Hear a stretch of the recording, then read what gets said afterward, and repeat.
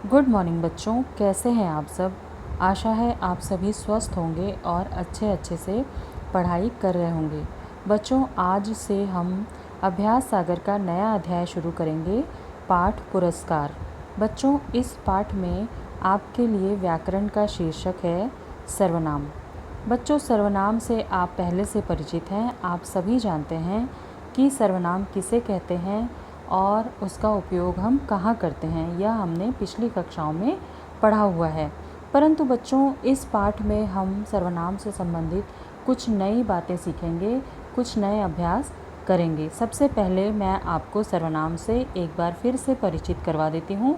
सर्वनाम का अर्थ होता है बच्चों सब का नाम। सर्व का अर्थ होता है सब, और नाम तो आप जानते ही हैं, किसी के लिए पुकारे जाने वाले नाम को हम नाम कहते हैं। जिस नाम से उसे पुकारते हैं, जिस शब्द से उसे पुकारते हैं, उसे हम नाम कहते हैं। तो यहाँ पर सर्वनाम का अर्थ होता है सब का नाम या सब के लिए एक नाम।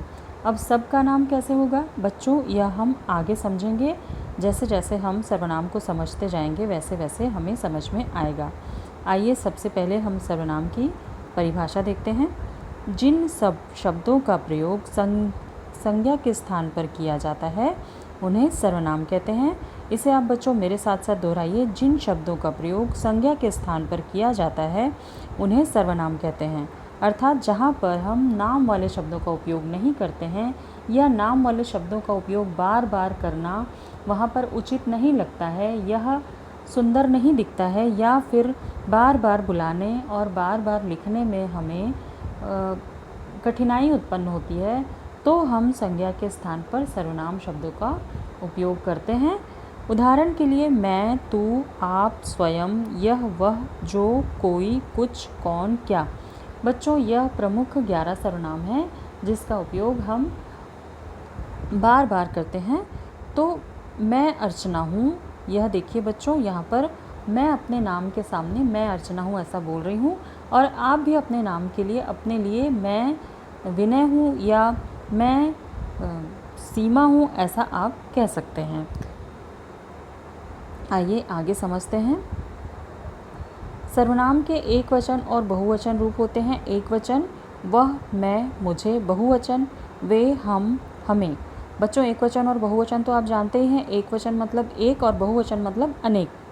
सर्वनाम शब्द पुल्लिंग और स्त्रीलिंग दोनों लिंगों में समान होता है। अर्थात जब वह किसी लड़के के लिए उपयोग में लाया जाता है तब भी वह एक जैसा ही लिखा जाता है, और किसी लड़की के लिए उपयोग में लाया जाता है तब भी वह एक जैसा ही लिखा जाता है। जैसे अगर हम लड़के के लिए, लड़का के लिए बोलेंगे वह स्कूल जाता है, और लड़की के लिए बोलेंगे वह स्कूल जाती है। अर्थात वह जो सर्वनाम है यहाँ पर हम स्त्रीलिंग और पुल्लिंग दोनों के लिए कर रहे हैं। वैसे ही सभी सर्वनाम का प्रयोग स्त्रीलिंग और पुल्लिंग दोनों के लिए होता है। जैसे मैंने पहले उदाहरण में बताया कि मैं अर्चना हूँ और कोई लड़का कहेगा कि मैं विनय हूँ, तो हम सभी सर्वनाम का उपयोग चाहे हम किसी के लिए भी करें, लड़की के लिए करें या लड़के के लिए करें, स्त्रीलिंग में करें या पुल्लिंग में करें, वह एक जैसे ही प्रयोग में लाए जाते हैं। सर्वनाम एक वचन और बहुवचन अलग अलग होते हैं, लेकिन स्त्रीलिंग और पुल्लिंग दोनों में एक जैसे सर्वनाम ही उपयोग में लाए जाते हैं। जैसे उदाहरण देखते हैं। अथर्व खेल कर आया, वह अब पढ़ेगा। यहाँ पर वह सर्वनाम है। रुद्र ने अपने दोस्तों से कहा मैं भी पढ़ूंगा।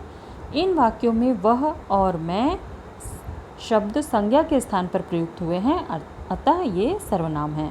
बच्चों, यहाँ तक तो आप बहुत आसानी से समझ गए। आइए अब हम सर्वनाम के भेद पढ़ते हैं।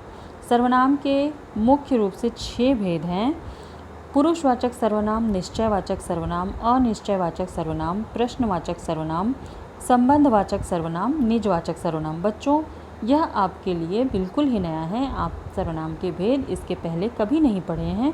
आइए हम इसे ध्यान से पढ़ते हैं और समझते हैं।